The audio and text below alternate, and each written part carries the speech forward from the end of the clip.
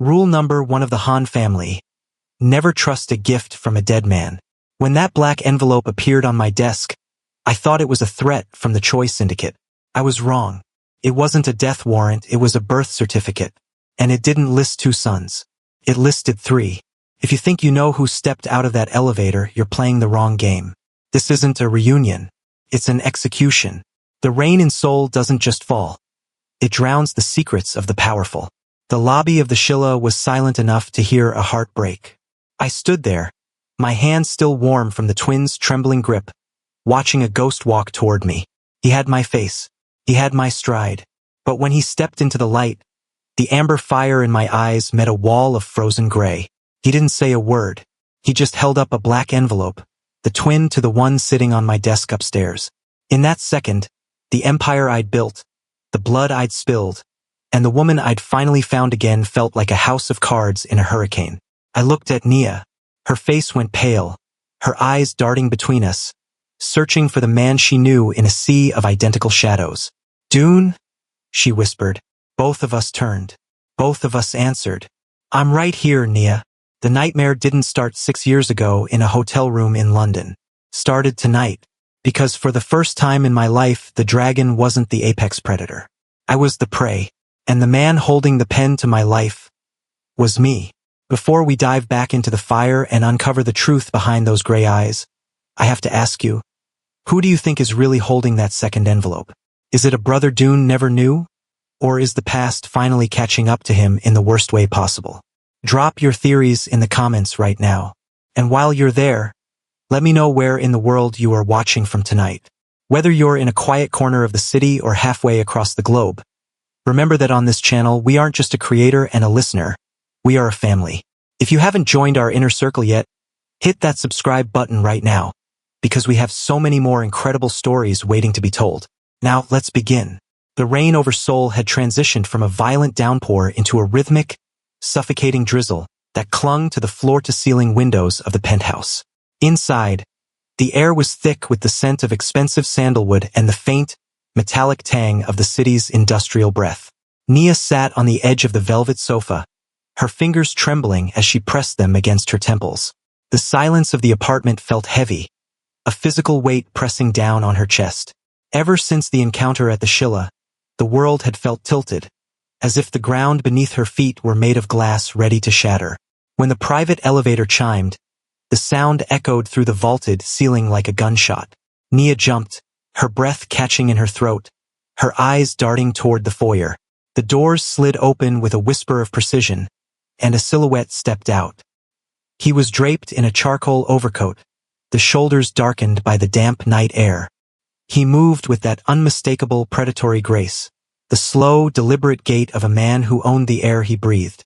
For a moment, he stayed in the shadows, shedding his coat with a fluid motion that Nia had seen 1,000 times. "Dune?" she whispered, her voice a fragile thread in the vast room. The man stepped into the warm glow of the amber recessed lighting. He didn't answer immediately. Instead, he looked at her with an expression that was softer, more present than the one he had worn when he left.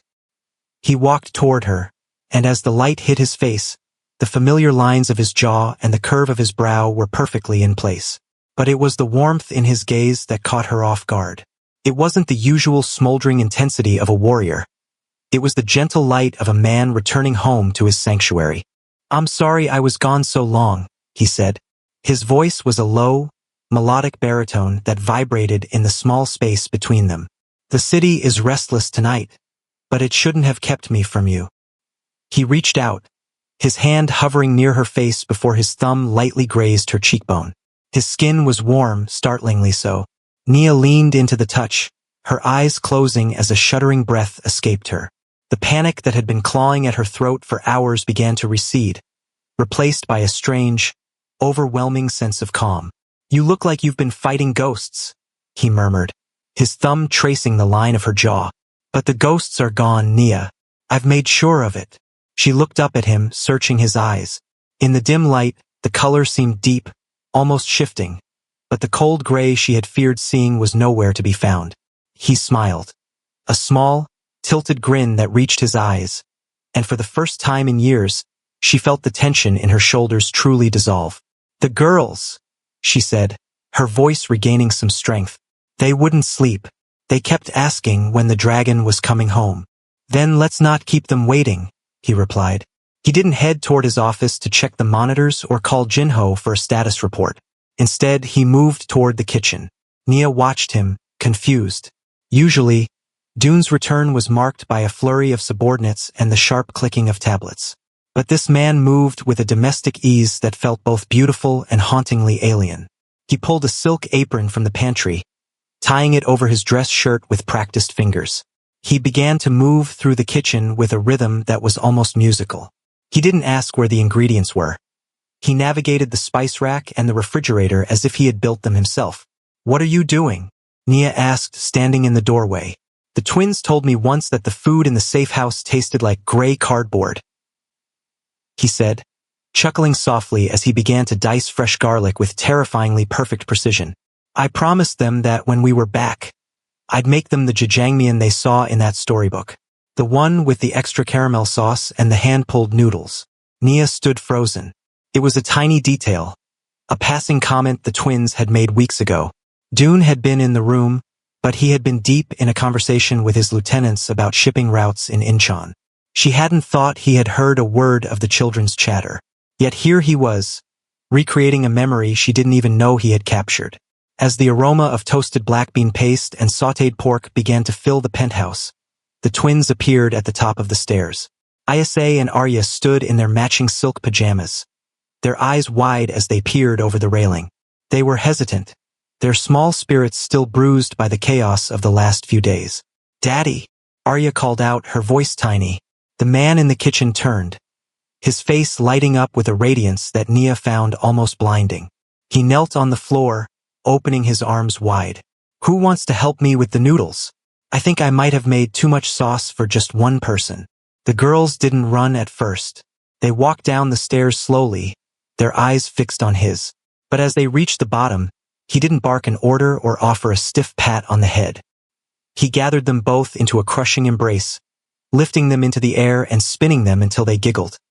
A sound Nia hadn't heard since they were in London. "You smell like the rain," Ayase said, burying her face in his neck. "And you smell like chocolate and mischief," he countered, booping her nose.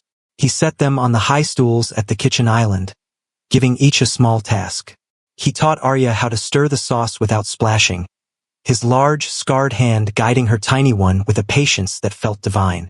He showed Ayase how to plate the cucumber garnishes, praising her artistic eye with a sincerity that brought a flush of pride to the child's cheeks. Nia watched from the shadows of the living room, a cold shiver running down her spine despite the warmth of the kitchen. It was perfect. It was more than perfect. It was the version of Dune she had dreamed of during those 5 long years of hiding. It was the father she wanted for her daughters. But as he laughed, a deep, resonant sound that filled the hollow spaces of the apartment, she felt a flicker of unease. Dune was a man of shadows and sharp edges. He was a man who took what he wanted and broke what he didn't need. This man was a healer. He was attentive. He noticed the way Nia's hands still shook slightly, and without a word, he poured her a glass of her favorite vintage, placing it near her hand as he passed by to check the noodles. "Drink," he whispered as he passed. "You're safe now. I'm here." They sat down to dinner as a family. The twins talked incessantly, their fear forgotten in the face of this doting, attentive version of their father. He listened to every word, nodding at their stories about the scary man at the hotel as if he were hearing them for the first time, his expression one of deep, protective concern. "He won't ever come back, will he?" Arya asked, her lip trembling slightly as she looked at her bowl. The man reached across the table, taking her small hand in his. His grip was firm, a silent promise of absolute security. "No one will ever hurt you again. Not while I have breath in my lungs. You are the daughters of the dragon, and the world will learn to bow to you, not the other way around." After dinner, he insisted on putting them to bed himself. Usually, that was Nia's job while Dune retreated to his study to deal with the blood-soaked business of his empire. But tonight, he led them to their room, tucked them into their beds, and sat between them on the floor. Nia stood in the hallway, the door ajar, watching the scene. He began to tell them a story. Not a story of war or dragons, but a story about a little girl who found a star in a dark forest and carried it home to light her mother's way. His voice was a hypnotic murmur, lulling the children into a deep, peaceful sleep. When he finally emerged from the room, the lights in the hallway were dimmed. He saw Nia standing there, her arms crossed over her chest. He walked toward her, his silhouette dominating the narrow space. "They're finally at peace," he said softly. "You're different tonight," Nia said, her voice barely a whisper. He stepped closer, his presence enveloping her. He didn't pull away. He didn't look for an excuse to leave. He reached out and cupped her face with both hands, forcing her to look into his eyes. "The man you knew was a man at war," he said, his gaze searching hers with an intensity that felt like a physical weight. "But seeing you again, seeing them, it changed something inside me. I realized that the empire doesn't matter if there's no one to share the throne with. I want to be the man you deserve, Nia, not just the man you needed to survive." He leaned down, his forehead resting against hers. His breath was warm on her lips. "In London, in that room, I told myself I would find you again. I told myself I would make it right. Tonight is the beginning of that." He kissed her then. It wasn't the desperate, jagged kiss of their reunion. It was slow, deep, and filled with a terrifyingly perfect tenderness. It was a kiss that promised a future, a kiss that felt like home. Nia let herself go. She leaned into him, her heart thudding against her ribs. For a few minutes, the world outside, the gray-eyed twin, the black envelopes, the looming war, all of it vanished. There was only this man, this warmth, and the feeling of finally being cherished. As they eventually pulled apart, he smiled at her. A gentle, reassuring look. "Go to sleep, Nia. I have a few things to finish in the study, but I'll be with you soon." He watched her walk to the master bedroom, his expression unreadable as she disappeared behind the door. The moment the latch clicked shut, the warmth in his face didn't just fade, it evaporated. He turned and walked toward the study, his gait shifting. The domestic ease was gone, replaced by a cold, mechanical efficiency. He entered the room and sat behind the heavy mahogany desk, the same desk where the real Han Du-yoon had sat just hours before. He didn't look at the files on the Choi Syndicate. He didn't look at the security feeds. Instead, he pulled a small, silver kit from his pocket. He laid out a series of thin, medical-grade tools and a small vial of amber-colored liquid. With a steady hand, he picked up a pair of specialized contact lenses. He looked into the vanity mirror on the desk, his gray eyes reflecting the cold moonlight. Slowly, carefully, he placed the amber lenses over his pupils, hiding the gray beneath a mask of fire. He then picked up a small, vibrating tool with a needle-thin tip. He looked at his left hand, specifically at the webbing between his thumb and forefinger. On the desk lay a high-resolution photograph of the real Dune's hand, showing a faint, jagged scar from a knife wound sustained years ago in a back alley in Macau. With a chilling lack of emotion, he began to press the needle into his own flesh, mimicking the pattern of the scar with agonizing precision. He didn't flinch. He didn't blink. He watched the blood well up, a dark red smear against his pale skin, with the detached curiosity of a scientist. His phone buzzed on the desk. He answered it on the first ring, his voice returning to that perfect, baritone mimicry of his brother. "Is it done?" The voice on the other end asked, a voice that sounded like aged parchment and old blood. "The old dragon." "The children are asleep," the man replied, his eyes fixed on his reflection. "The woman is convinced. She thinks the dragon has finally grown a heart." "And the real one?" The man looked at the monitor, which showed a hidden cell in a location miles away. On the screen, the real Han Du-yoon was strapped to a chair, his eyes wide with a mixture of rage and agony, his mouth covered by a heavy gag. "He's watching," the twin said, a small, cruel smile finally touching his lips. "He's watching me live his life. He's watching me love his woman. He's watching me raise his daughters. It's a much slower death than a bullet, father." "Good," the old dragon whispered. "Continue the play. By the time he manages to speak a single word, there won't be anyone left who recognizes his voice." The man hung up the phone and went back to his work. He wiped the blood from his hand, the new scar looking perfectly aged under his skilled hands. He stood up, adjusted his cuffs, and looked at the door to the bedroom. He wasn't an assassin. He wasn't a soldier. He was a replacement. Outside, the rain continued to fall, washing away the tracks of the man who had entered the building, leaving behind only a ghost who wore the face of a king. The trap was set, the bait was taken, and in the heart of the dragon's palace, the greatest deception in the history of the Han family had just begun. Nia was sleeping soundly, dreaming of a man who had finally changed for her, never realizing that the man she had kissed was the very person who had come to erase everything she loved. The silence of the penthouse was no longer heavy. It was lethal.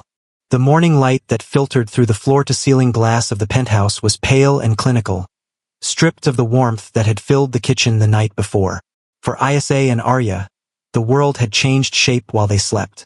They sat at the massive marble breakfast island, their small legs dangling from the high velvet stools, picking at plates of perfectly sliced fruit. To anyone watching through the security cameras, it was a picture of domestic bliss.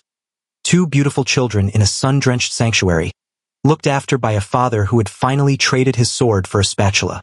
But the air in the room felt thin, as if the oxygen were being slowly sucked out of the space by the man standing at the stove. Nia was in the master suite, the sound of the shower humming in the distance, a sound that usually signaled the start of a normal day. But for the twins, nothing was normal. They watched the man they thought was their father. He moved with the same grace, wore the same black silk shirt, and possessed the same sharp jawline that they had seen every day since they were brought to Seoul. Yet, there was a silence about him that felt like the bottom of a deep, dark well. Isa looked at Arya, a silent communication passing between them that only twins understand. Their father, the real dragon, had a specific energy, a restless, vibrating power that felt like a heater left on in a cold room. This man was cold.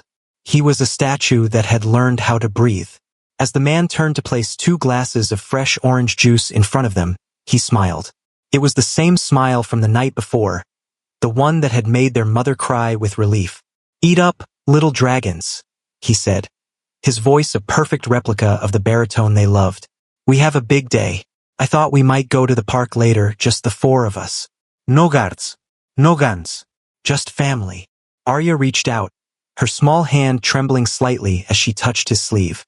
She remembered the car ride from the airport, the night the world had turned into a blur of rain and sirens. She remembered her father, the real Dune, reaching back from the front seat. He had looked at them with eyes that were terrified for them, but fierce for everyone else. He had taken their small wrists in his large, scarred hands and tapped twice on the inside of their pulses. "If the world gets too loud," he had whispered, his voice thick with a rare emotion, asterisk, "and you aren't sure if it's me or the shadows, I'll give you the signal. 2 taps. Always 2 taps. That means the dragon is home. Asterisk." Arya took a deep breath, her heart drumming against her ribs like a trapped bird. She reached out and placed her fingers on the man's wrist, right where his pulse should have been beneath the silk cuff. She waited, her eyes wide and searching. Then, with the desperate hope of a child trying to wake up from a nightmare, she tapped twice. 1, 2. The man didn't move. He didn't react. He didn't return the pressure. He simply continued to hold the juice glass, his gaze fixed on the horizon of the city outside. The silence stretched, becoming a physical weight that pressed down on Arya's shoulders.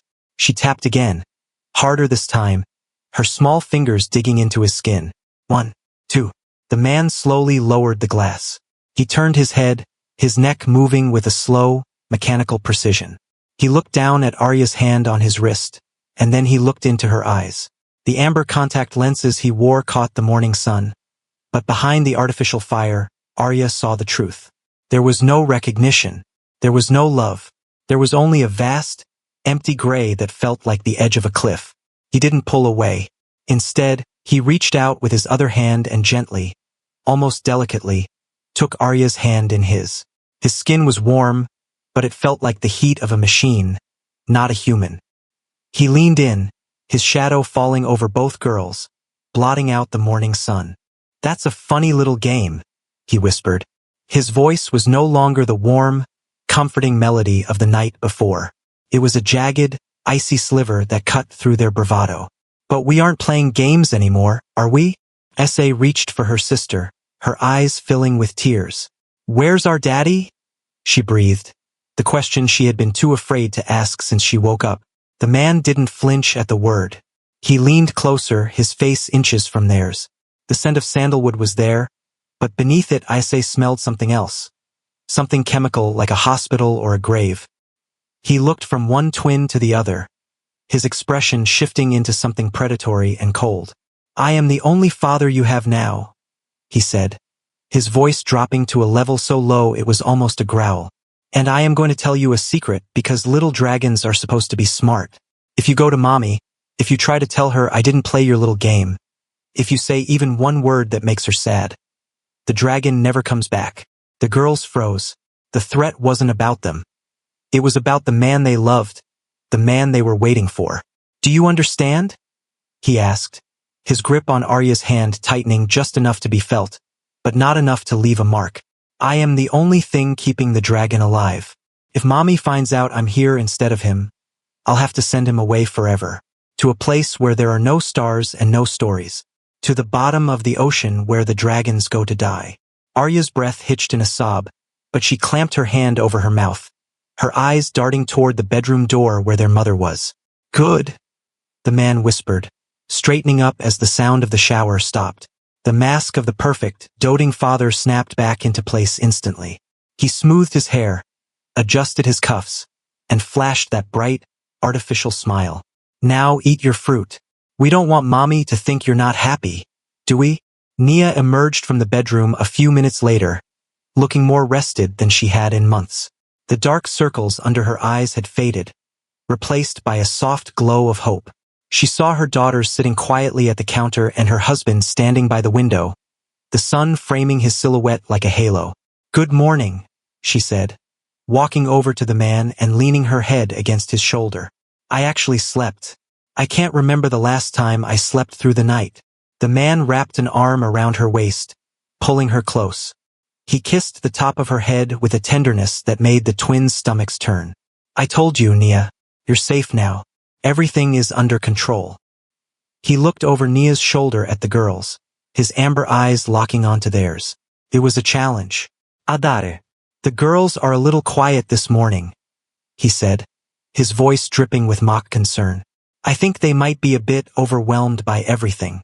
Maybe they need some quiet time in their room today, just to process. Are you okay, loves? Nia asked, turning toward them, her brow furrowed with motherly instinct. S.A. looked at the man. She saw the way his hand was resting on the small of Nia's back, his fingers curled slightly, like a predator ready to strike. She thought of the secret signal and the cold gray eyes hiding behind the amber. She thought of her father at the bottom of a dark ocean. We're just tired, mommy? S.A. lied, her voice flat and hollow.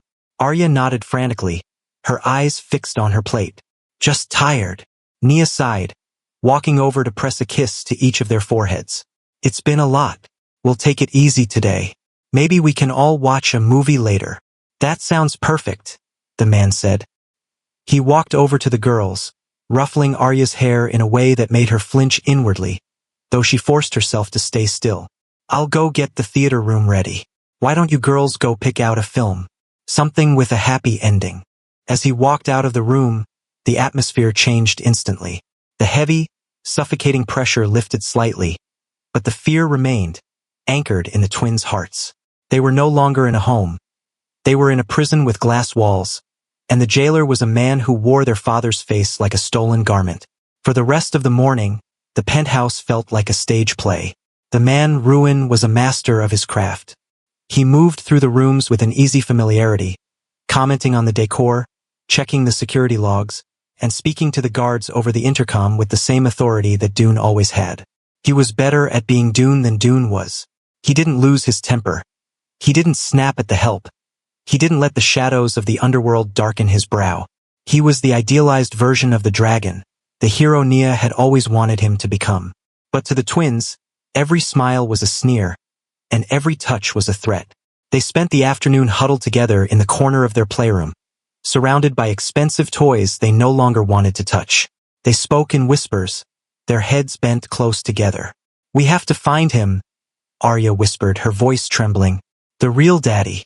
He's in the dark place. We can't tell Mommy, Issei reminded her, her eyes darting toward the door. He said he'd hurt him. He said the dragon would never come back. But if we don't tell, he stays there forever, Arya argued. The bad man is taking our life. He's kissing Mommy. He's eating our food. The realization of their helplessness was a bitter pill for 5-year-olds to swallow. They had always felt protected, shielded by the immense power of their father's name. Now, that name had been stolen, and the power was being used against them.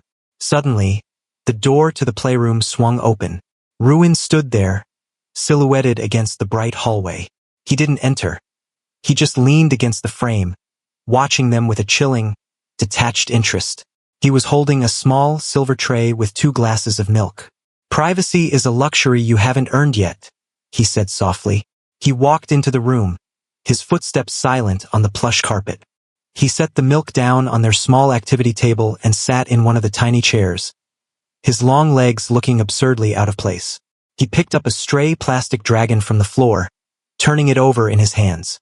You know, he began, his voice conversational and light, dragons are very interesting creatures. In the stories, they are always the strongest. But in reality, they are very easy to kill if you know where the soft spot is. Do you know where your father's soft spot is? The girls stared at him, frozen in terror. It's you? Ruin said, snapping the head off the plastic toy with a sickening crack. And it's Nia. He spent his whole life building a fortress of bone and blood, and then he let 3 tiny people walk right through the front gate. That was his mistake. He got soft. He got sentimental. He leaned forward, his face inches from Issei's. I don't have a soft spot. I wasn't raised in a palace. I was raised in a cage. And when you grow up in a cage, you learn that the only thing that matters is the key. Right now, I have the key to your father's cage. And I have the key to this house. He stood up, towering over them once more. Stay in here. If I see you whispering again, I'll assume you're planning to tell Mommy a secret. And we both know what happens then. He left the room, closing the door behind him. The lock clicked, a soft, final sound that echoed like a death knell. Hours passed. The sun began to set over Seoul, painting the sky in bruises of purple and orange. Inside the penthouse, the family gathered in the theater room. Ruin sat in the center of the oversized couch, Nia tucked into his side, her hand resting on his chest. The twins sat on the floor at their feet, as far away as they could get without looking suspicious. The movie was a bright, colorful animation about a family of adventurers, but the twins couldn't see the screen through the haze of their fear. They were hyper-aware of every movement Ruin made. They watched the way his eyes never truly relaxed, even when he laughed at the screen. They watched the way his hand occasionally tightened on Nia's shoulder, a possessive, territorial gesture that made their skin crawl. Nia was oblivious. She was laughing, sharing popcorn with the man she thought was her husband, occasionally leaning over to whisper something in his ear. To her, this was the beginning of their happily ever after. To her, the war was over. As the movie reached its climax, a scene where the hero finally returns home to save his family, Arya couldn't take it anymore. A small sob escaped her, a sound of pure, unadulterated grief. Nia was instantly alert. Arya? Baby, what's wrong? She reached down to pick her daughter up, but Ruin was faster. He scooped the child into his arms, his movements fluid and practiced. She's just tired, Nia. It's been a long day for them. I'll take them to bed. You stay here and finish the movie. I know you wanted to see how it ends. Are you sure? Nia asked, her eyes searching Arya's tear-stained face. She looks really upset. I've got her, Ruin said, his voice a soothing balm. He turned Arya away from her mother, his face hidden from Nia's view. As he walked toward the door, he leaned down and whispered into the little girl's ear, his breath cold against her cheek. One more tear, Arya, and I'll make sure he feels it. Do you want your daddy to hurt? Arya went limp in his arms, her sobbing stopping instantly, replaced by a dull, wide-eyed stare. She didn't look at her mother as they were carried out of the room. She didn't look at the toys in the hallway. She looked only at the amber eyes of the monster who was wearing her father's skin. He put them to bed with a cold efficiency, tucking the blankets so tight they felt like cocoons. He didn't tell a story tonight. He just stood in the doorway, his silhouette a jagged shadow against the light of the hall. "The dragon is watching you," he said, his voice a final warning. "And so am I." He closed the door, and the twins were left in the suffocating darkness of their room. They lay perfectly still, too afraid even to reach for each other's hands. They were prisoners in the sky, trapped in a palace of glass and silk, guarded by a man who was their father's shadow. Outside, the city of Seoul hummed with life, millions of people moving through the streets, unaware that the king of the underworld had been replaced by a ghost. And in the master bedroom, Nia waited for her husband, unaware that she was inviting a killer into her bed. The broken code wasn't just a signal that failed. It was the moment the twins realized that the dragon didn't just have enemies in the streets. He had an enemy in his own mirror. And for the first time in their lives, they were completely, utterly alone. As the hours ticked toward midnight, Ayase finally found the courage to whisper into the dark. "Arya, yeah, we have to be brave. Like the story. But the dragon is gone," Arya whispered back, a single tear escaping and soaking into her pillow. "No," Ayase said, her voice small but firm. "He's not gone. He's just waiting. We have to be his eyes. We have to watch the bad man until the real dragon finds the door." In the silence of the night, 2 5-year-old girls became the only resistance against an empire of lies. They were silent, they were terrified, but they were no longer just victims. They were the only ones who knew the truth, and in the world of the dragon, truth was the only weapon left. Meanwhile, in the study, Ruin sat staring at the black envelope. He opened it, pulling out a single piece of paper. It wasn't a message. It was a list of names. And at the very top of that list, written in the old dragon's elegant, lethal script, was the name, Nia Lauren. A slow, cruel smile spread across Ruin's face. He picked up a pen and drew a single, clean line through the name. The play was moving exactly as planned. The past was being erased one heartbeat at a time. The air in the sub-basement of the Han Group headquarters didn't circulate. It stagnated, heavy with the scent of damp concrete, ozone, and the copper tang of old blood. This wasn't a place for executives or glass-walled boardrooms. This was the Dragon's Belly, a reinforced bunker 4 levels below the street where the city's screams were swallowed by 3 feet of lead-lined steel. Han Du-yoon, the real Dune, was strapped to a heavy industrial chair in the center of the room. His jaw was tight, a thin trail of blood trickling from a split lip where the butt of a rifle had made contact during the ambush. His chest heaved, not from fear, but from a cold, calculating rage that made his amber eyes glow like dying embers in the dim utility light. He had been lured here on the pretext of a breach in the Choi Syndicate's encrypted servers, a security emergency that only his biometric signature could override. He had walked into his own sanctum, only to find the barrels of his own men's weapons leveled at his chest. The heavy steel door groaned on its hinges, and a figure stepped out of the shadows of the corridor. Dune didn't move. He didn't struggle against the reinforced nylon ties cutting into his wrists. He simply watched as Jinho, his lead bodyguard, his shadow, the man who had stood at his back through a dozen assassination attempts, stepped into the circle of light. Jinho's face was a mask of stone, but his hands, usually as steady as a surgeon's, were trembling ever so slightly as he adjusted the holster on his hip. "I taught you how to clear a room, Jinho," Dune said, his voice a low, tectonic growl that seemed to vibrate the very chair he was tied to. "I didn't teach you how to hide in one like a coward."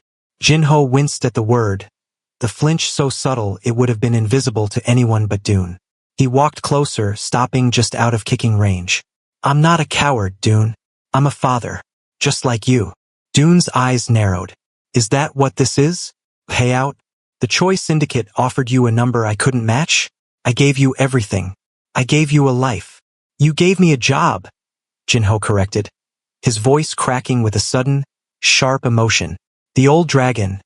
He gave me my family's lives. 10 years, Dune.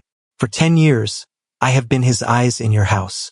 Every move you made, every secret you thought you buried, I handed to him on a silver platter." The silence that followed was absolute. Dune felt a coldness settle in his gut that had nothing to do with the temperature of the room. Jinho hadn't just betrayed him. Jinho was the reason the accident in London had been possible. Jinho was the leak that had allowed the black envelopes to find their mark. My wife. My son, Jinho whispered, reaching into his pocket and pulling out a crumpled photograph. He held it up so Dune could see a young woman and a boy in a park, smiling. He took them the day you were named successor. He told me that as long as you were the loyal son he wanted, they would live in luxury. But the moment you looked at Nia Lauren, the moment you started thinking about leaving the life, their clock started ticking. He's playing you, Dune spat, his muscles straining against the restraints. The old dragon doesn't keep his word. He keeps leverage. If you help him kill me, you're useless to him. He'll bury your family in the same hole he puts me in. Maybe, Jinho said, his eyes glassy. But today I don't have a choice. He sent the replacement. And he gave me an order. Jinho turned toward a wall of monitors that lined the back of the bunker. With a few keystrokes, the screens flickered to life. Dune's heart skipped a beat as the high-definition feed showed the interior of his own penthouse. The lighting was soft, the atmosphere domestic and warm, a sickening contrast to the concrete tomb he was currently sitting in. On the screen, Nia was sitting on the velvet sofa. She looked radiant, the tension of the past years seemingly wiped away. And standing behind her was the man with the gray eyes, the man wearing Dune's face, Dune's clothes, and Dune's life. Look at her, Dune, Jinho said, his voice hollow. She can't tell. She thinks she finally has the man she dreamed of. The version of you that doesn't smell like gunpowder. Dune watched, his breath hitching, as the man Ruin leaned down. On the screen, Ruin whispered something into Nia's ear that made her laugh. A bright, melodic sound that tore through Dune's chest like a jagged blade.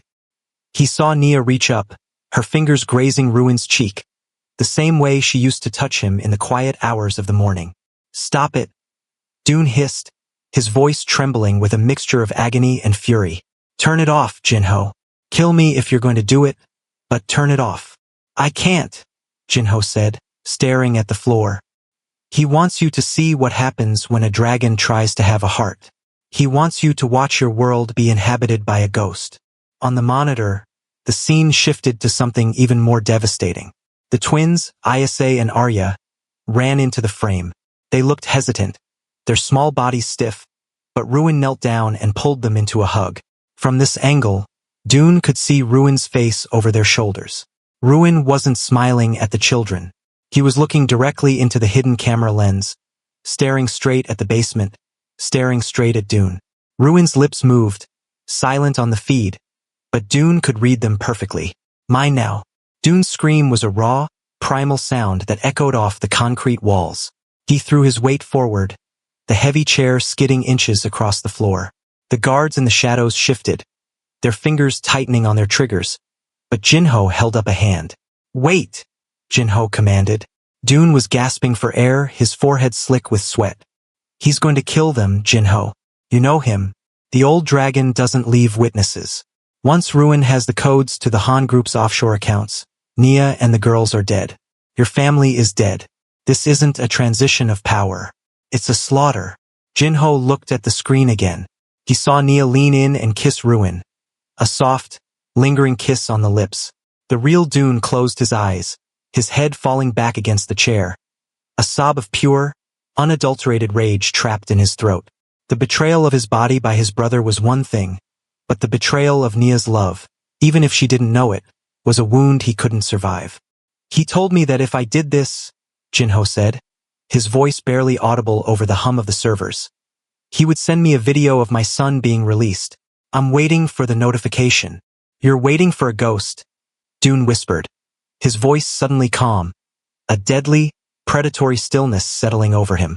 Look at me, Jinho. Look at my eyes. Jinho reluctantly turned his gaze back to his boss. You've been my shadow for 10 years, Dune said, his amber eyes locking onto Jinho's with a terrifying intensity. You know I don't believe in luck. I believe in preparation. Did you really think I didn't know you were talking to my father? Did you think I didn't notice the encrypted pings coming from your handset every Tuesday at midnight? Jinho froze. What? I let you stay because I thought I could protect your family from the inside. Dune lied, his voice a smooth, convincing silk. He needed Jinho to doubt. He needed a crack in the armor. I have a team in Singapore. They've been tracking the old dragon's courier. If I don't check in by sunrise, the operation to rescue your son is aborted. You're not choosing between me and your family, Jinho. You're choosing which one of us dies first. Jinho's face paled. You're lying. You couldn't have known. Check your private secure drop, Jinho, Dune said, nodding toward the terminal. The folder labeled White Lily. See for yourself. As Jinho turned toward the terminal, his back to Dune, the real dragon began to move. He didn't struggle against the ties. He relaxed. He had been trained by the best interrogators in the East to dislocate his joints on command. With a sickening pop that went unheard over the hum of the monitors, Dune's left thumb tucked into his palm. He felt the skin tear and the bone shift, a white-hot flash of pain blinding him for a second, but he didn't make a sound. He began to slide his hand through the nylon loop, the blood acting as a lubricant. On the monitor, Ruin was leading Nia toward the bedroom. He turned back one last time to look at the camera, a slow, mocking wave of his hand. I don't see any folder, Jinho shouted, his frustration boiling over. There's nothing here but... Jinho turned back, but he was too late. Dune's hand was free, a mangled, bloody mess of flesh and bone. In one fluid motion, he reached into the hidden seam of the chair's upholstery, a modification he had made to every interrogation chair in the building years ago. His fingers closed around a ceramic blade, no longer than a finger but sharper than a razor. He slashed through the leg restraints before the guards in the shadows could even raise their weapons. Jinho down, Dune roared. The room erupted. The guards opened fire, the muzzles flashing in the darkness. Dune dived behind the heavy marble desk in the corner, the ceramic blade tucked into his palm. He wasn't the Dragon of Soul because of his money or his name. He was the dragon because when the lights went out, he was the most dangerous thing in the room. Jinho stood in the center of the crossfire, paralyzed by the sudden collapse of his reality. Dune, is he alive? Is my son alive? Dune didn't answer. He lunged from behind the desk, a shadow among shadows. He moved with a speed that shouldn't have been possible for a man who had just been tortured. He caught the first guard under the chin, the ceramic blade sliding into the soft tissue with a sickening squelch. He used the man's body as a shield, grabbing his sidearm and firing 3 shots in rapid succession. 3 guards fell. The room went silent, save for the heavy breathing of the 2 men left standing. Dune stood up, his shirt soaked in blood. Some his, mostly not. He looked at the monitor. The penthouse was quiet. The bedroom door was closed. He looked at Jinho, who was holding his head in his hands, his gun lying forgotten on the floor. The folder was a lie, wasn't it? Jinho asked, his voice broken. Yes, Dune said, his voice as cold as the concrete. But the threat to your family is real. My father has them, Jinho, and he has mine. The only way any of them breathe again is if we stop that man upstairs. Dune walked over to the monitors. He stared at the closed bedroom door on the screen. The rage he felt was no longer a hot, blinding thing. It had crystallized into a sharp, freezing clarity. His brother was upstairs, touching the woman he loved, playing with the children he had bled for. He picked up a discarded radio from one of the fallen guards. He didn't call for backup. He didn't call the police. He tuned it to the private frequency of the penthouse's internal intercom. He pressed the button. He didn't say Nia's name. He didn't scream. He just whispered for words, his voice a promise of the carnage to come. I'm coming for you. Upstairs, on the silent monitor, Dune saw the bedroom door crack open. Ruin stepped out into the hallway, his head cocking to the side as he heard the static-filled whisper from the wall unit. For the first time, the smirk vanished from Ruin's face. The basement was no longer a trap. It was a launching pad. The dragon was out of his cage, and he was no longer interested in debt. He was interested in extinction. Jinho, Dune said, not looking back as he headed for the service elevator. Pick up your gun. We're going home. The fog in London 6 years ago didn't just drift. It haunted. It was a thick, silver shroud that swallowed the streetlights of Park Lane and turned the grand entrance of the Hyatt into a ghostly monolith. Inside, the air was different, pressurized, smelling of expensive lilies and the faint, ozone scent of a storm about to break. For years, the story of room 4002 had been a simple one. A woman suffering a panic attack, a man poisoned and dying, and a chance encounter that rewrote their destinies. But memory is a flickering candle, and when you change the angle of the light, the shadows reveal a different truth entirely. Nia Lauren hadn't been wandering the halls of the 40th floor by accident. In the true version of that night, the one buried in the encrypted archives of the Han family, Nia was moving with a purpose she didn't fully understand, her mind clouded by a strange, metallic lethargy. She remembered the fire alarm, a distant, rhythmic pulsing, and the way the golden wallpaper of the hallway seemed to breathe. But she didn't remember the woman walking 5 paces behind her. This woman didn't just resemble Nia. She was a biological echo. She wore a sharp, charcoal gray trench coat that bled into the shadows of the alcoves. Her hair was pulled back into a clinical, tight bun, and her eyes, though the same shape as Nia's, held the cold, vacant stare of a high-altitude predator. As Nia stumbled near the door of room 4002, her breath hitching in the onset of a panic attack, the woman in gray didn't offer help. She reached out with a gloved hand and pressed a small, pressurized device against the small of Nia's back. A sharp hiss, a momentary sting, and the world tilted. Nia's knees buckled. Her hand caught the brass handle of the door, which had been left unlocked by a clumsy maid who had been paid 6 months' salary to forget her keys. The woman in gray leaned in close, her voice a chilling mirror of Nia's own pitch. "Go inside, number 7. The woman whispered, her breath smelling of nothing but mint and sterile air. "Save the dragon. It's what you were grown for." With a firm, calculated shove, the woman pushed Nia into the darkened suite. The heavy mahogany door clicked shut, locking from the outside with a sound that was final, like a lid closing on a coffin. Inside the room, the air was thick with the scent of jasmine and the copper tang of blood. Han Du-yoon was slumped against the far wall, his face pale, his veins standing out like black ink beneath his skin. He had been poisoned by his own father's tea, a neurotoxin designed to paralyze his heart while leaving his mind wide awake to witness his own end. He was a dying god in a silk suit, but the plan hadn't been for a simple assassination. The old dragon didn't believe in waste. If his son was to die, he would die producing something useful. If he was to live, he would be anchored to a variable the family could control. Hidden behind a two-way mirror in the adjoining suite, a team of technicians in white lab coats watched the thermal feed. They weren't soldiers. They were geneticists. At the center of the room stood the old dragon himself, his silhouette sharp against the glow of the monitors. He watched as Nia crawled toward the bed, her fingers trembling as she reached for the man who was supposed to be her executioner. "Vital signs are peaking," a technician murmured, his fingers dancing across a keyboard. "Subject 7's phenomenal output is a 99% match for the override sequence. The dragon's heart rate is stabilizing. The anchor is holding." The old dragon leaned forward, his eyes reflecting the amber heat of the thermal scan. "She doesn't know what she is?" "No, sir," the lead scientist replied.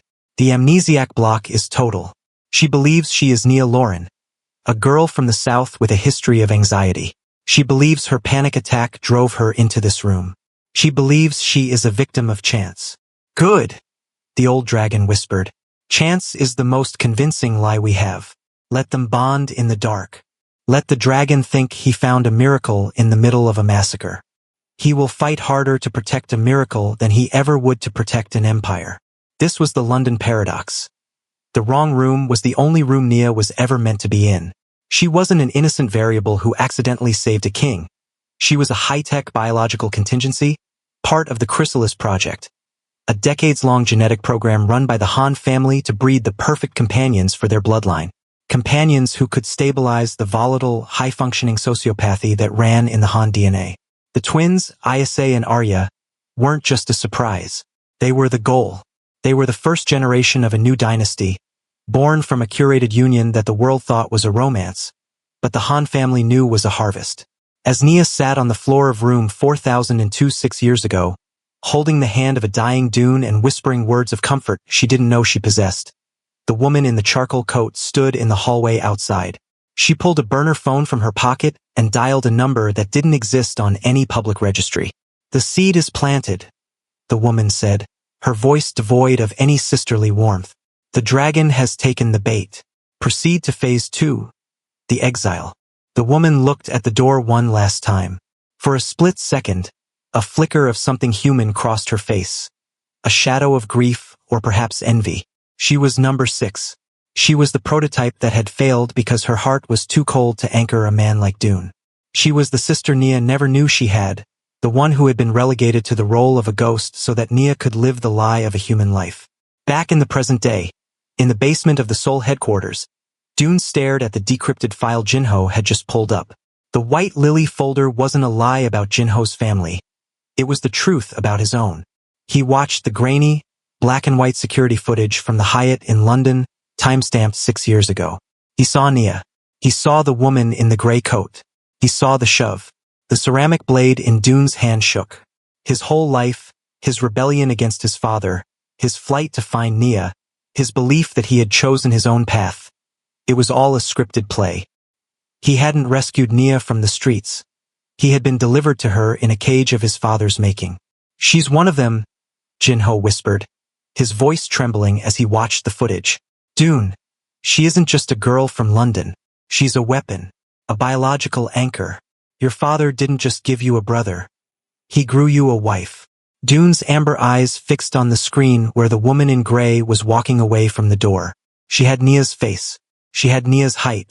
She was the mirror Nia didn't know existed. "No," Dune said, his voice a low, terrifying vibration. "Nia doesn't know. If she knew, she wouldn't have looked at me like I was her sun and her moon. She's a victim of this more than I am." "But the twins," Jinho argued, "if they are part of this project, then Ruin isn't just there to replace you. He's there to reclaim the assets." Dune looked at his mangled hand, the blood now drying into a dark crust. The physical pain was nothing compared to the psychological vertigo of realizing his children were assets in a ledger he hadn't known existed. He thought of the way Nia had looked at him that morning, her eyes full of a trust that was now the most dangerous thing in the world. If Ruin was number 2 and he was number 1, who was the woman in gray? And how many more of them were hiding in the shadows of his life? The London paradox was simple. You cannot escape a trap if you believe the trap is your sanctuary. "We're not just going back for Nia and the girls," Dune said, his voice hardening into something sharper than the ceramic blade. "We're going back to burn the script. My father thinks he holds the pen. I'm going to find out what happens when the characters stop following the lines." He turned away from the monitor. The image of the woman in gray burned into his retinas. The past was no longer a memory. It was a crime scene. And as the elevator began to rise toward the penthouse, the dragon wasn't just fighting for his family anymore. He was fighting for the right to be a man, and not just a masterpiece of genetic engineering. The storm outside the Seoul headquarters broke then, a flash of lightning illuminating the city in a cold, unforgiving white. In the penthouse, Nia woke up from a dream of London, a dream of a woman in a gray coat pushing her into the dark. She sat up, her heart racing, and looked at the man sleeping beside her, the man she thought was her husband. For the first time, she noticed the way his breathing was perfectly timed, like a metronome. It wasn't the ragged, human rhythm of the man she loved. It was the sound of a machine waiting for a command. She looked at her own hands in the moonlight. "Who am I?" The thought whispered in the back of her mind, a seed of doubt planted 6 years ago finally beginning to bloom. Am I the girl who wandered into a room, or am I the girl who was made for it? The answer was waiting in the hallway, where the real dragon was ascending, ready to tear the world apart to find the truth. The morning after the film, the penthouse was bathed in a deceptive, golden tranquility. The city of Seoul sprawled out beneath the floor-to-ceiling windows like a circuit board, humming with a life that felt a million miles away from the silent, pressurized atmosphere of the Han residence. Nia sat at the breakfast nook, the sunlight catching the steam rising from her cup. She felt a strange, lingering fog in her mind, a residue of the London paradox she didn't yet understand, but her body was on high alert. The instinct that had kept her alive in the shadows for 5 years was screaming, even as her heart tried to lull her back to sleep. Across the marble island, the man she believed was her husband was reading a digital tablet. He looked perfect. His hair was impeccably styled. His black silk shirt sat flawlessly against his shoulders, and the amber glow of his eyes seemed to radiate a newfound peace. He looked like the version of Han Du-yoon she had prayed for, a man who had finally laid down his burden. "You're staring, Nia," he said, his voice a low, melodic vibration that usually made her skin tingle. He didn't look up from the screen, but a small, charming smile played on his lips. "Is there something on my face? Or am I just that much better looking in the morning light?" Nia forced a soft laugh, tucked a strand of hair behind her ear, and took a sip of her tea. "I'm just not used to seeing you so. Still. Usually, by this time, you've fired 3 people and broken at least 1 phone." "I told you," he murmured, finally looking up. The amber lenses he wore were a masterpiece, mimicking the depth and fire of the real dragon's gaze. "I'm making a choice to be here, truly here, with you." He reached out for his coffee cup. It was a mundane, everyday movement, but as his fingers closed around the porcelain handle, Nia's heart performed a sickening somersault. He picked up the cup with his right hand. He didn't just pick it up. He used it with a fluid, dominant grace. He lifted the cup, blew on the steam, and took a sip, his right thumb hooked comfortably over the rim. The world seemed to tilt on its axis. Nia felt the blood drain from her face, her extremities turning to ice. Han Du-yoon was left-handed. It was a detail so ingrained in their life that she had stopped noticing it. He wore his watch on his right wrist. He reached for her with his left. When he wrote, his pen tilted in that specific, awkward angle of a southpaw. Most importantly, the scar on his left hand, the jagged mark from Macau, was the hand he used for everything of importance. She looked down at his left hand resting on the table. The scar was there. It was perfect. The jagged lines, the slightly raised tissue, the way it puckered near the knuckle. But the hand was idle. It was a prop. The man sitting across from her was an imposter. Her first instinct was to scream, to throw the hot tea into his face and run for the twins. But as she looked at him, she saw the cold, mechanical stillness behind his eyes. This wasn't just a man. It was a predator who had studied his prey until he could wear its skin. If she screamed, she wouldn't make it to the hallway. If she ran, she would be dead before she hit the elevator. "Play along," her survival instinct whispered. Asterisk if he thinks you know, you're dead. If he thinks you're fooled, you have a chance. Asterisk. Nia took a slow, measured breath, forcing her lungs to expand even as her chest felt like it was being crushed by a hydraulic press. She reached out and placed her hand over his idle left hand, feeling the skin. Felt real, felt warm, but there was no pulse of recognition in the touch. "I forgot to ask," she said, her voice remarkably steady despite the roar of blood in her ears. "Did you ever find that black envelope? The one from the lobby?" The man's eyes didn't flicker. He didn't miss a beat. He set the coffee cup down again with his right hand and laced his fingers together. "It was nothing, Nia. Just a disgruntled associate trying to make a scene. I had Jinho dispose of it. We don't need those ghosts in this house." Jinho. If this man was here and Jinho had disposed of the threat, then Jinho was either dead or he was the one who had opened the gate. The realization that their most trusted protector was gone made the penthouse feel less like a sanctuary and more like a glass coffin. "I'm glad," Nia said, forced a smile that didn't reach her eyes. "I'm going to go check on the girls. They were a bit restless last night." "Of course," Ruin said, his voice dripping with synthetic warmth. "Take your time. I have a few calls to make." Nia stood up, her legs feeling like lead. She walked out of the kitchen, her back tingling with the sensation of his eyes following her. She didn't look back.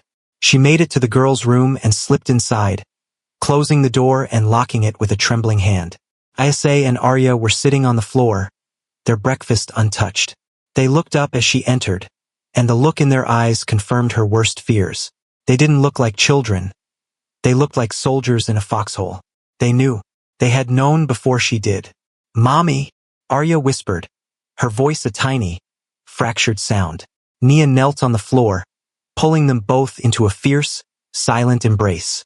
She pressed her face into their hair, smelling the familiar scent of strawberry shampoo, and felt a sob threatening to break through her throat. She couldn't cry. Not yet. "Listen to me," Nia whispered, her lips against Ayse's ear. "We're going to play a game. A very important game. Like the stories Daddy tells you." The girls nodded, their bodies stiff. Nia reached for their lunchboxes, which sat on the small table by the door. She grabbed a scrap of paper and a crayon from the floor. Her hands were shaking so violently she could barely grip the wax. Asterisk, if the lights go out, run to the old oak. Don't stop for anyone. Not even me. Wait for the real dragon. Asterisk. She folded the notes into tiny squares and slipped one into each of the girls' sandwich containers, hidden beneath the bread. The old oak wasn't a tree. It was the code name for a small, reinforced panic room built into the foundation of the building's courtyard. A place Dune had shown her once, just in case. Do you remember the secret path to the garden? Nia asked, her eyes locking onto theirs.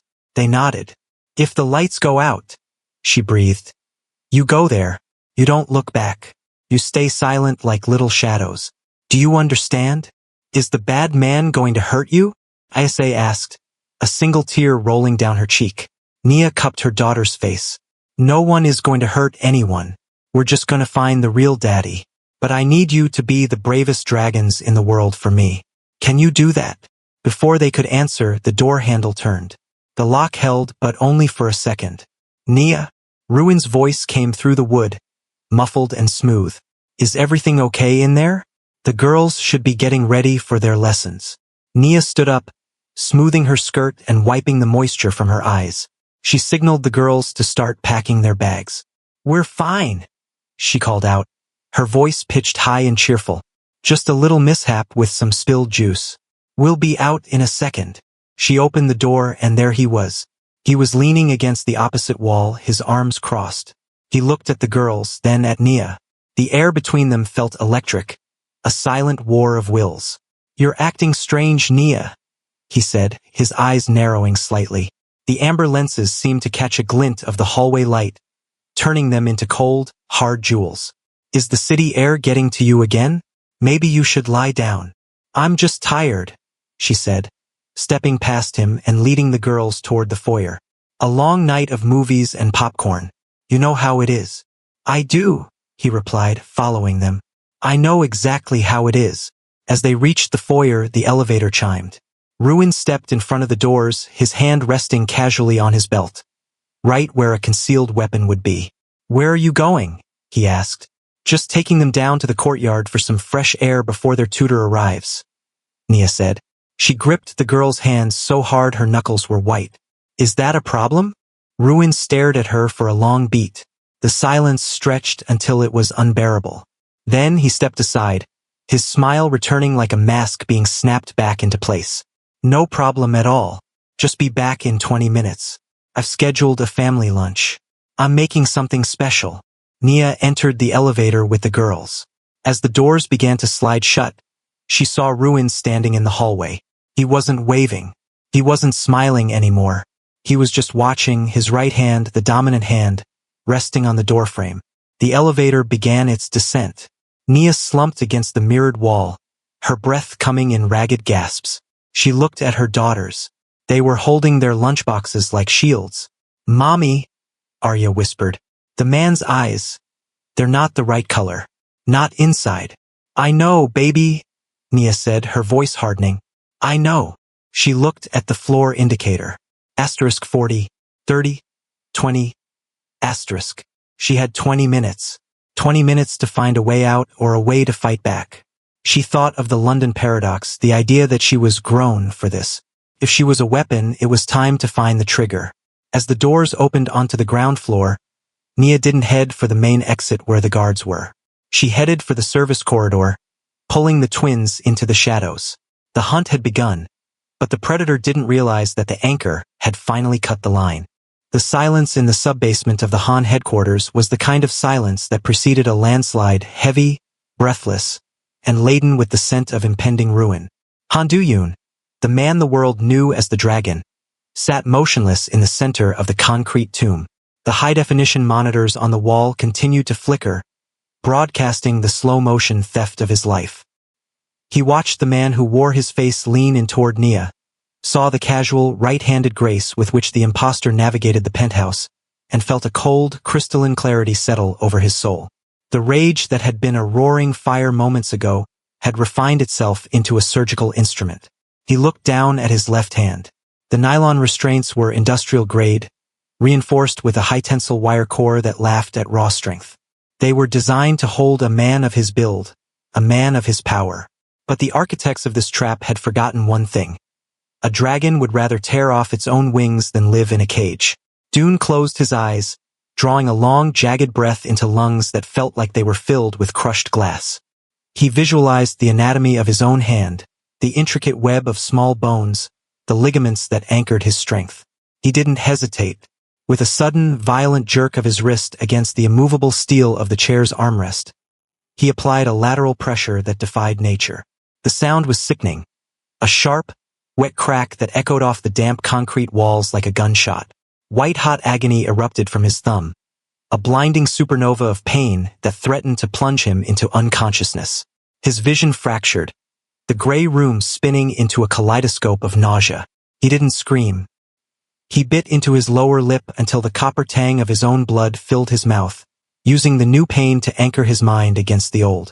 His left thumb now hung at an impossible, grotesque angle, the joint completely pulverized. He didn't stop to breathe, gritting his teeth until his jaw felt like it might shatter. He began to thread his mangled hand through the narrow loop of the restraint. The jagged edges of the broken bone scraped against the nylon, and the skin tore, hot blood acting as a gruesome lubricant.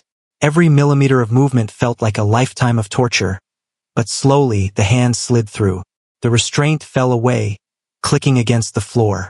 Dune slumped forward, his chest heaving, his left arm hanging uselessly at his side. He didn't allow himself more than 5 seconds of recovery. Using his right hand, he fumbled for the release on his legs, his fingers slippery with his own gore.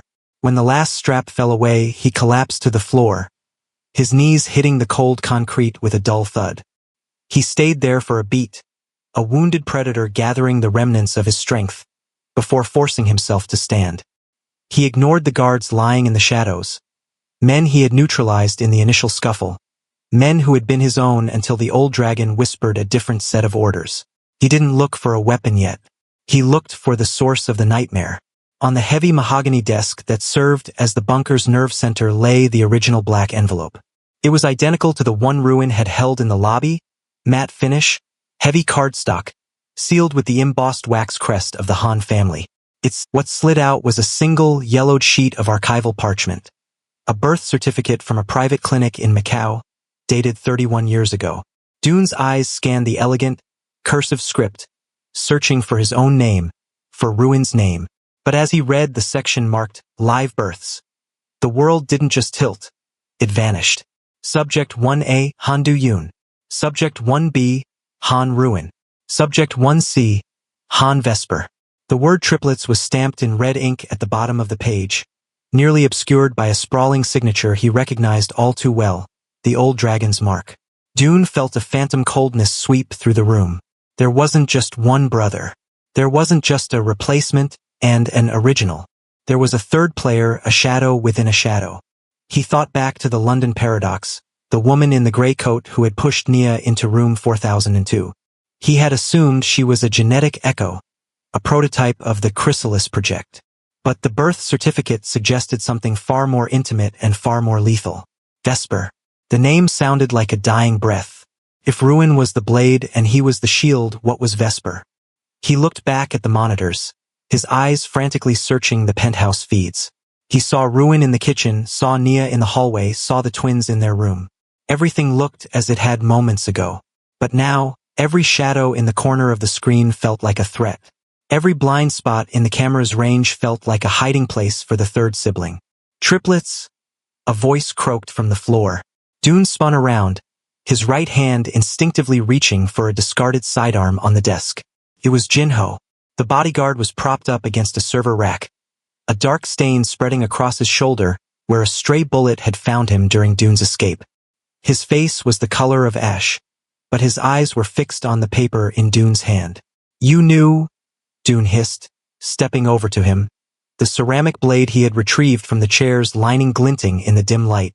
"I knew about the twins," Jinho gasped, coughing up a fleck of blood. "I knew the old dragon had a spare. But Vesper was the one they never talked about.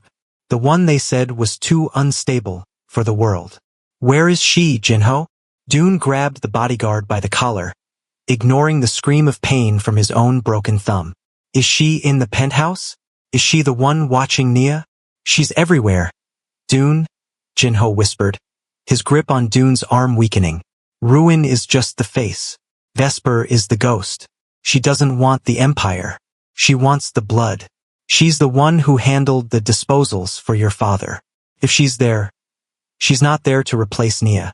She's there to end the line.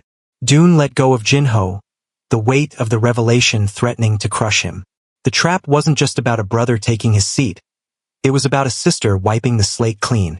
If Vesper was the third triplet, she shared his DNA, his instincts, and his ruthlessness, but without the anchor of a heart. He looked at the birth certificate one last time before shoving it into his pocket. The black envelope wasn't a threat of what was coming. It was a confession of what had always been. His entire existence had been a curated experiment, a triad of siblings designed to ensure the Han family's survival through any means necessary. And now the experiment was entering its final, most violent phase. Can you stand? Dune asked, his voice returning to that cold, commanding vibration. Jinho struggled, using the server rack for leverage. I can walk. I can shoot. Then we leave, Dune said. He picked up 2 more magazines from the desk and checked the action on his handgun. The elevator is compromised. We use the ventilation shaft to reach the parking garage. We have 18 minutes before Ruin expects a check-in from this basement. Dune, Jinho said, stopping him as they reached the air duct. If Vesper is there, Nia won't see her coming. She looks exactly like her. The genetic project. They didn't just grow Nia to be your anchor. They grew her to be Vesper's mirror. The horror of the statement hung in the air. The woman in the gray coat in London wasn't just a scientist or a handler. She was his sister. And she had been grooming Nia for 6 years to be the perfect, unsuspecting victim. Dune didn't respond. He couldn't. If he allowed himself to feel the full weight of the betrayal, he would never make it out of the basement. He kicked the grate off the ventilation shaft, the metal clattering against the floor. He pulled himself up with his right arm, the pain in his left hand now a dull, throbbing background noise to the singular purpose driving him forward. He wasn't just going back to save his wife and children. He was going back to face the 2 people who shared his blood and his face, but none of his soul. The dragon was no longer fighting a war of syndicates or territories. He was fighting a war of identity. As they crawled through the narrow, dark shafts of the building, the sound of the city's traffic humming above them, Dune felt the ceramic blade pressed against his thigh. He thought of the birth certificate, the names 1A, 1B, and 1C. The old dragon had always said that a house divided cannot stand. Dune was going to prove him right. He was going to burn the house down, even if he was the last thing left in the ashes. The basement was left behind, a tomb of secrets and blood. But as they emerged into the dimly lit parking garage, the real battle began. The rain was still falling outside, a relentless gray curtain that hid the monsters of Seoul. And somewhere high above, in a penthouse filled with silk and glass, the third player was waiting for the lights to go out. The rain that had been a rhythmic backdrop to the nightmare suddenly intensified, lashing against the floor-to-ceiling glass of the penthouse with the force of 1,000 seeking fingers. Inside, the air was static, charged with a tension so thick it felt like breathing through wool. Nia stood in the shadows of the master kitchen, her fingers hovering over the concealed auxiliary breaker panel. Dune had once shown her in a moment of rare, paranoid transparency. Her heart was a frantic drum against her ribs, but her mind was a cold, sharp blade. She had seen the right-handed coffee sip. She had seen the vacant gray behind the amber lenses. The man in the study wasn't her husband. He was the ghost of a life she was finally realizing was a scripted lie. With a sharp, decisive click, Nia threw the master kill switch. The transition was violent. 1 second, the penthouse was a golden palace of silk and light. The next, it was a cavern of absolute, suffocating ink. The hum of the climate control died, replaced by the sudden, haunting roar of the wind against the glass. Nia didn't wait for her eyes to adjust. She knew this floor plan better than she knew her own reflection. She moved with the silent, desperate grace of a mother whose children were the only thing left in a burning world. She reached the twins' room in 3 seconds. She didn't call their names. She simply reached into the darkness and felt 2 small, trembling bodies huddle against her legs. They didn't scream. They had been waiting for the signal. The lunchboxes, Nia whispered, her voice a ghost of a sound. To the old oak. Now. They moved as a single unit, a three-headed shadow slipping through the velvet darkness of the hallway. But the penthouse wasn't just a home. It was a hunting ground. And the man who had been reading in the study wasn't hindered by the dark. A faint, high-pitched whine, the sound of electronics powering up, echoed from the far end of the corridor. Nia froze. She didn't need to see him to know what was happening. Ruin had engaged his thermal optics. To him, the darkness was no longer a veil. It was a transparent playground where Nia and the twins were three glowing, heat-mapped targets pulsing in shades of orange and red. Nia, Ruin's voice drifted through the blackness, calm and terrifyingly rhythmic. The power grid in this building is redundant. Cutting the mains only proves you've been paying attention to my brother's bedtime stories. But stories don't win wars, number 7. Biology does. Nia pushed the twins toward the service stairs, her hand grazing Essay's shoulder. Run, she mouthed, though they couldn't see her. She felt them slip away, their light footsteps disappearing into the carpeted void. She turned back, standing in the center of the grand hallway, her chest heaving.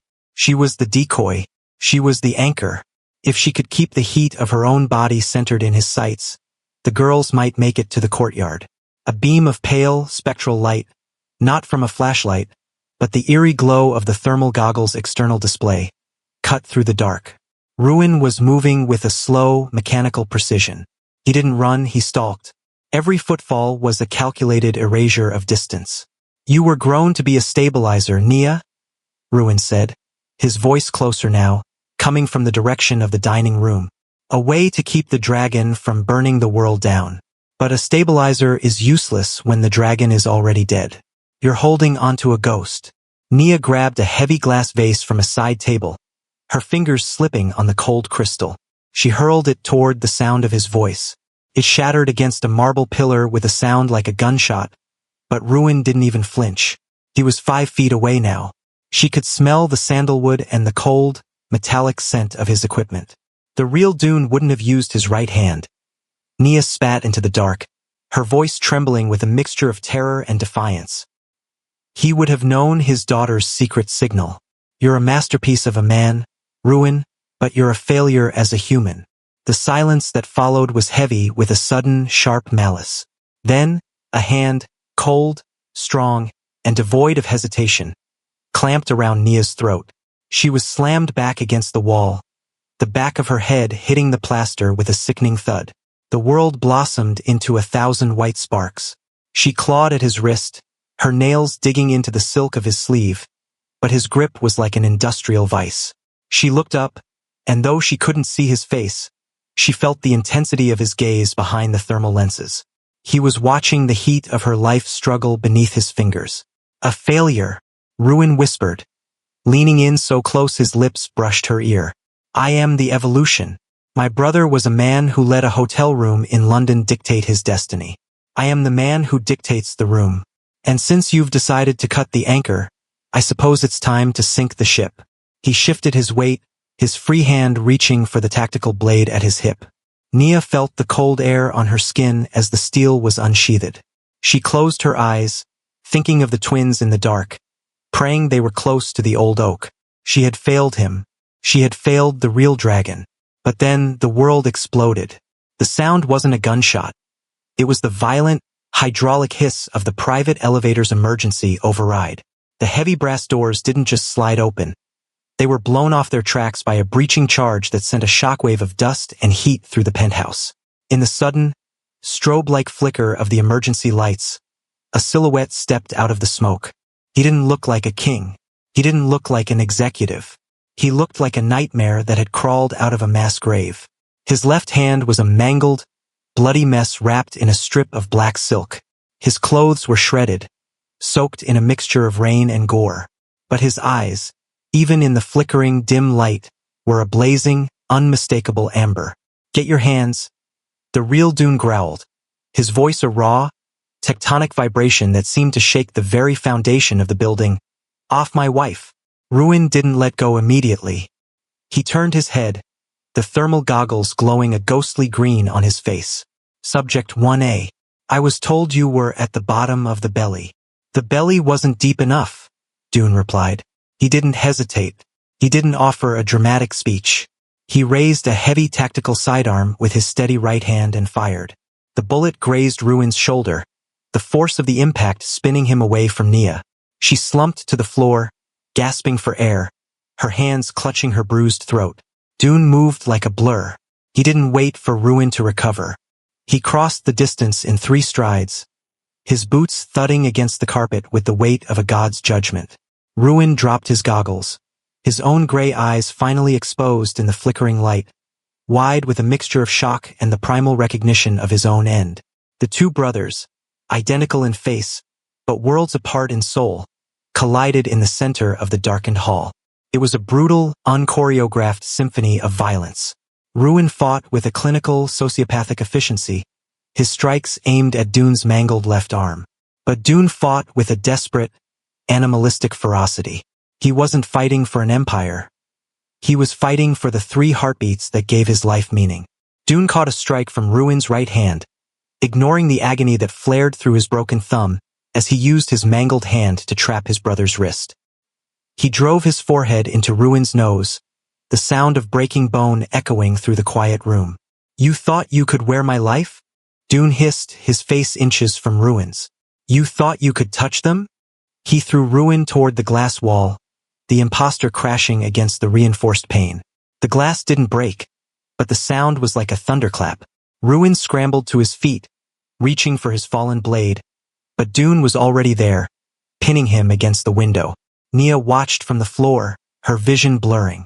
She saw 2 identical men silhouetted against the storm outside, their movements a mirror image of rage and survival. For a second, as the emergency lights flickered out again, she couldn't tell who was who. Dune! She screamed, her voice cracking. Both men turned their heads. In that split second of distraction, Ruin lunged. He drove his shoulder into Dune's chest, sending them both tumbling over the back of the velvet sofa and into the darkness of the living area. The sound of their struggle, the heavy thuds, the ragged breathing, the clatter of steel on marble, was the only thing that broke the silence of the blackout. Nia scrambled toward the hallway, her hands searching for the twins.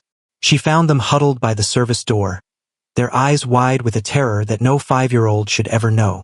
Go, Nia whispered, pushing them toward the stairs. Go to the old oak. I'll find you. But Daddy, Isa started. Go, Nia commanded, her voice a whip crack of motherly authority. As the twins disappeared down the stairs, Nia turned back to the darkness of the living room. The struggle had moved toward the balcony doors. A flash of lightning illuminated the scene. One man held the other by the throat, their bodies pressed against the railing 40 stories above the street. A shot rang out, a sharp, muffled crack. One of the men stumbled back, clutching his side. The other moved forward, his silhouette towering in the rain that was now pouring through a shattered pane. Nia, the man in the rain called out. His voice was strained, heavy with pain. It's over. Nia stood frozen in the center of the room. The man walking toward her had the amber eyes. He had the scar on his left hand. He had the voice that had haunted her dreams for 6 years. But as he stepped into the faint, dying glow of a backup light, she saw him reach out to her with his right hand. She looked at the floor. The ceramic blade was lying in a pool of blood. She looked at the railing, where the other man had disappeared into the dark. Dune, she whispered, her voice trembling. It's me, Nia, he said, walking closer, his hand reaching for her face. I promise, it's me. But as his hand touched her cheek, Nia didn't feel the warmth of the dragon. She felt the cold, rhythmic precision of a machine. She looked down at his wrist, the wrist she had tapped twice that morning. There was no double tap. There was only the sound of the rain. Where are the girls, Nia? The man asked, his smile a perfect, terrifying mask. We need to find them, before the others arrive. Nia's blood turned to ice. She looked past him toward the elevator, where a second silhouette was slowly rising from the floor, clutching a mangled, bloody left hand. The nightmare hadn't ended. It had just multiplied. The storm outside had finally breached the sanctuary. Rain lashed through the shattered balcony door, spraying a cold, misty shroud over the darkened living room. The emergency lights flickered with a dying, rhythmic pulse, casting long, strobing shadows of two identical men who seemed to be wrestling with their own reflections. It was a brutal, primitive display of violence, a collision of two stars born from the same dark matter, now determined to extinguish one another. Nia stood paralyzed near the corridor, her breath coming in ragged, shallow hitches.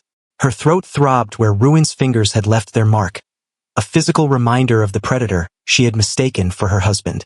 The twins were gone, spirited away toward the old oak, but she was anchored here, caught in the gravity of a war she didn't fully understand. Her foot brushed against something cold and heavy on the plush carpet. She looked down. It was the tactical sidearm Ruin had dropped during the initial struggle. Without thinking, she knelt and scooped it up. The weight of the cold steel in her hands felt alien, yet strangely familiar, as if some dormant part of the London paradox, the number 7 she was supposed to be, was waking up and recognizing the tool of her trade.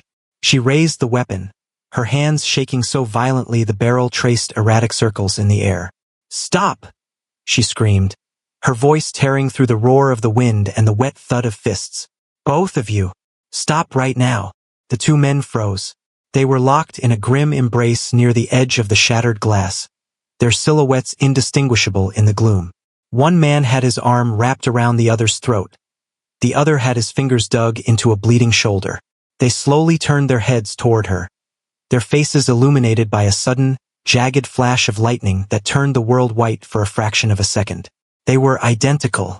The same sharp jawline, the same wet, dark hair plastered to their foreheads, the same blood-smeared features. Even their clothes, the black silk shirts now shredded and soaked, were the same. "Nia," the man on the left said. His voice was strained, a low, gravelly rasp. "Put the gun down. It's me. I'm home." "Don't listen to him," the man on the right countered, his voice an identical melodic baritone, though edged with a chillingly calm authority. "He's the ghost, Nia. He's the one who lured us into the belly. He's the one who wants to take the girls back to the old dragon."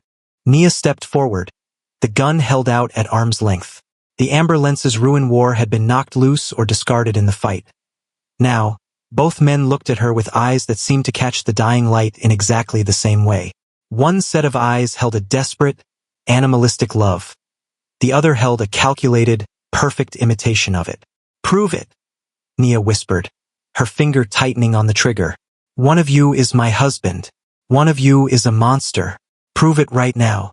The man on the left took a staggering step forward, ignoring the blood dripping from his mangled left hand, the hand wrapped in black silk. "Nia, remember London. Remember the Hyatt. Remember room 4002. I was dying, and you were the only thing that made the world stop spinning. You saved me."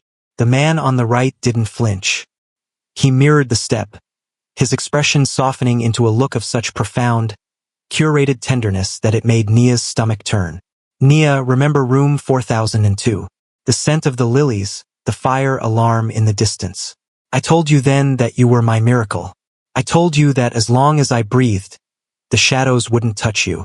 Don't let the shadow win now." Nia's head spun. They both had the memory. They both had the words.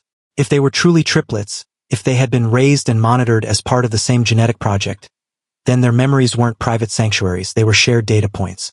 The London paradox wasn't just her secret. It was their script.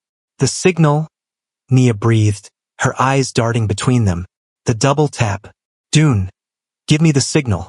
The man on the left reached out his mangled left hand, the fingers broken and swollen. He tried to mimic the motion, but his hand spasmed, the pain clearly agonizing. "Nia, I can't." The restraints in the basement.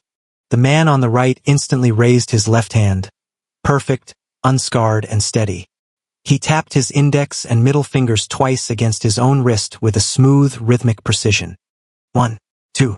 "The dragon is home, Nia, like I promised in the car." Nia looked at the steady hand of the man on the right. It was perfect. It was exactly what she had asked for. It was the correct answer. And that was how she knew he was the liar. The real Han Du-yoon was a man of jagged edges and broken pieces. He was a man who had bled for her, A man whose thumb was currently pulverized because he would rather break himself than be kept from her. The perfect version was the imitation. The perfect version was the one who didn't understand that the real Dune would never be that steady while his family was in danger. Nia shifted her aim. She didn't look at their faces. She looked at the man on the right, the one who had just given her the perfect signal. "My husband is left-handed," Nia said, her voice dropping to a level of icy certainty that surprised even her. "And he's a lot of things, Ruin, but he's never been perfect." She pulled the trigger. The gunshot was deafening in the confined space. The man on the right buckled as the bullet caught him in the shoulder, the force of the impact spinning him back toward the open balcony. He let out a sharp, hissed curse. Not a cry of pain, but a sound of pure, clinical frustration. The man on the left, the real Dune, didn't wait. He lunged forward with a roar that was more animal than man. He tackled Ruin, their momentum carrying them through the shattered glass and out onto the rain-slicked balcony. Nia ran to the edge, the wind whipping her hair into a frenzy. She saw them silhouetted against the lightning-streaked sky, 40 stories above the churning Han River. They were a blur of motion, two identical forms fighting for the right to exist. Dune gripped Ruin by the collar, his mangled left hand hooked like a claw into his brother's shirt. He ignored the bullet wound in his side, ignored the exhaustion screaming in his nerves. He looked into the gray eyes of his twin, the mirror that had tried to steal his soul. "You were right about one thing, brother," Dune growled, his face inches from Ruin's. "Biology is destiny." With a surge of strength that seemed to come from the very core of his being, Dune pivoted, using Ruin's own momentum against him. He hoisted the imposter over the railing. For a heartbeat, Ruin hung in the air, the lightning illuminating his face. There was no fear there, only a cold, vacant curiosity, as if he were simply observing the end of an experiment. "See you in the next life, 1B, Dune whispered. He let go. Ruin fell silently, a dark shadow disappearing into the vertical abyss of the soul skyline. There was no splash, no sound of impact, just the endless, rhythmic drumming of the rain. Dune slumped against the railing, his breath coming in ragged, bloody gasps. He looked back into the room, where Nia was standing with the gun still clutched in her hands. He didn't try to look perfect. He didn't try to say the right words. He just looked at her with amber eyes that were tired, broken, and utterly hers. Nia dropped the weapon. She ran to him, her knees hitting the wet concrete of the balcony as she wrapped her arms around him. She didn't care about the blood, the rain, or the secrets of the Han family. She only cared about the heartbeat beneath his tattered shirt, the irregular, human rhythm of the man who had come back for her. "You're late," she sobbed into his neck. Dune leaned his head against hers, his eyes closing as he felt the warmth of her body against the cold of the storm. The traffic was a nightmare. They stayed like that for a long time, two survivors clinging to each other on the edge of the world. But as the emergency lights in the penthouse finally flickered to life, Dune felt a cold shiver that had nothing to do with the rain. He looked toward the elevator. The doors were still open, the smoke from the breaching charge clearing. Jinho was gone, and on the floor of the hallway, directly in front of the twins' bedroom, sat a third black envelope. It hadn't been there a minute ago. Dune pulled Nia closer, his eyes scanning the shadows of the room. The brother was gone, but the sister, the ghost they called Vesper, was still in the house. And as a soft, melodic hum began to echo through the intercom system, a lullaby Nia recognized from her own childhood, the dragon realized the fight wasn't over. It had only just reached the final act. The month that followed the night on the balcony was a blur of healing, a slow-motion recovery that felt, for the first time in 6 years, like the beginning of a genuine peace. The penthouse had been scrubbed of its violence. The shattered glass was replaced with even thicker, clearer panes, and the heavy scent of ozone and copper had been traded for the comforting aroma of home-cooked meals and the twins' laughter. To the rest of Seoul, the dragon had simply weathered another internal corporate squall. To Nia, it was the victory she had prayed for in the rain-slicked streets of London. Han Duyun, her Dune, was different now. He was softer, more present.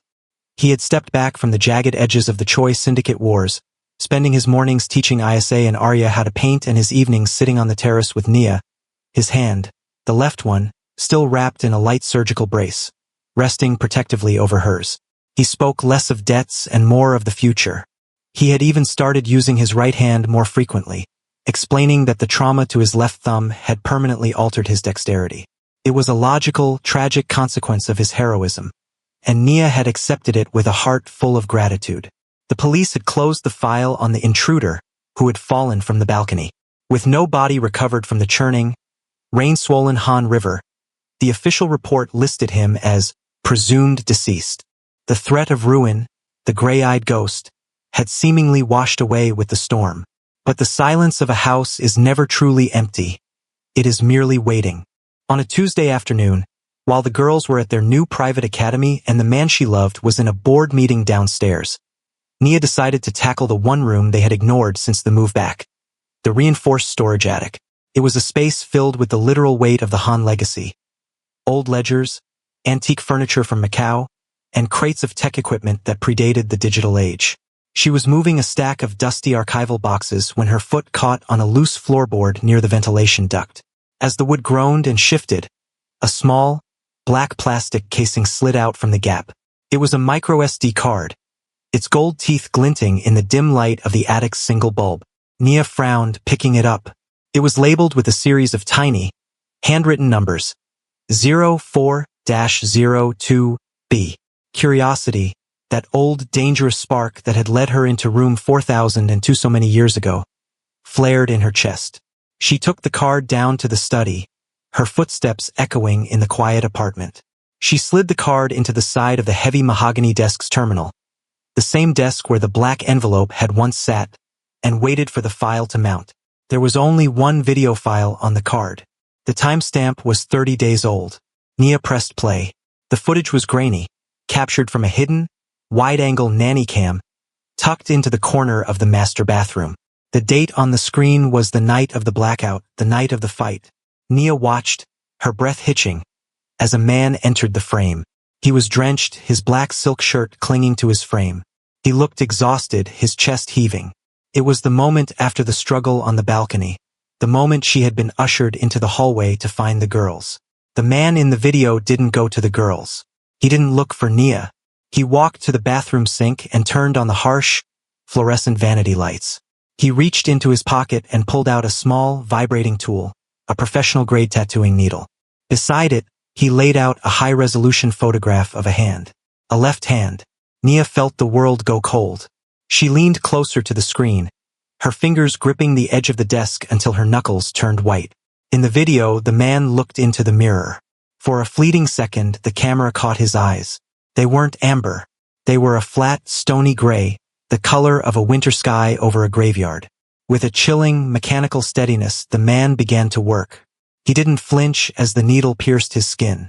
He watched the photograph, then watched his own flesh, meticulously recreating the jagged, puckered scar that Han Du-yoon had carried since Macau.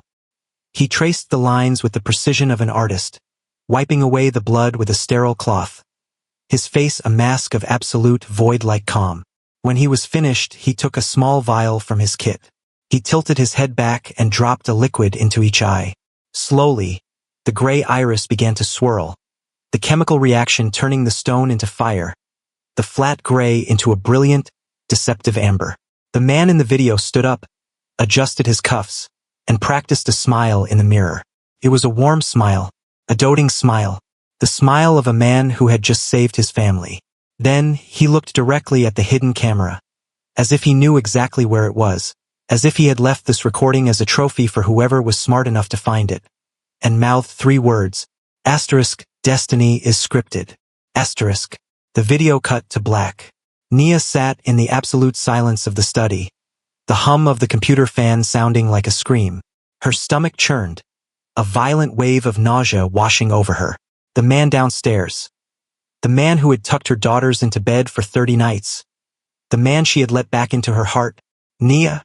The voice came from the bottom of the stairs, echoing up through the vaulted ceiling. It was that low, melodic baritone she had grown to crave. Nia's hand flew to her mouth to stifle a cry. She frantically ejected the card, shoving it into the pocket of her jeans as she stood up. She tried to steady her breathing, to find the number 7 inside her, the version of herself that could survive a predator. "I'm up here," she called back, her voice cracking slightly. She cleared her throat and tried again, forcing a lightness she didn't feel. Just cleaning the attic dune. She walked to the top of the stairs and looked down. He was standing in the foyer, silhouetted against the bright light of the afternoon sun. He looked perfect. He was wearing a soft cashmere sweater, his sleeves pushed back to reveal the tattooed scar on his left hand. He held a bag of groceries in his right arm. "Dinner's almost ready," he said, looking up at her. He smiled, that small, tilted grin that had always reached his eyes. "The girls are asking for their favorite story. I told them we'd wait for you." For a split second, as the sun shifted behind a cloud and the shadows lengthened across the foyer, the light hit his face at a sharp, unforgiving angle. The amber fire in his eyes flickered. It didn't just fade. It vanished. For one heartbeat, Nia didn't see her husband. She saw the cold, stony gray of a man who had never known a miracle. She saw the ghost who had fallen from the balcony and climbed back up through the front door. The gray eyes locked onto hers, holding her gaze with a terrifying, predatory intensity. Then, as quickly as it had happened, the amber returned, warm and inviting. "Are you coming down, Nia?" he asked. His voice hadn't changed, but the question felt like a threat.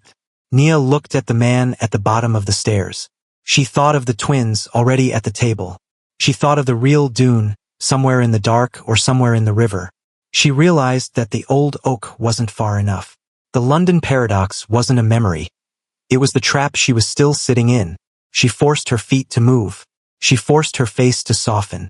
She began to walk down the stairs, one step at a time, toward the monster who was wearing her life. "I'm coming," she whispered. The dragon thought he was the king of the board. He didn't realize that in this game, the pieces were identical, and the hand that held the pen had never stopped writing. That was a chilling cliffhanger. The tension in that attic scene was palpable. The realization that the happily ever after was actually a perfectly executed infiltration is exactly the kind of high-stakes drama your audience craves. Here is the polished conclusion to your script, incorporating the call to action and the community-building elements you requested. Nia's realization was just the beginning. She found the tape. She knows the man calling her for dinner isn't the man she loves. But she's trapped 40 stories up with a predator who wears her husband's face. Asterisk, asterisk. And who is the dune waking up in that facility in the Alps? With the triplets finally on the board, the game is about to get so much bloodier. I want to hear from you in the comments.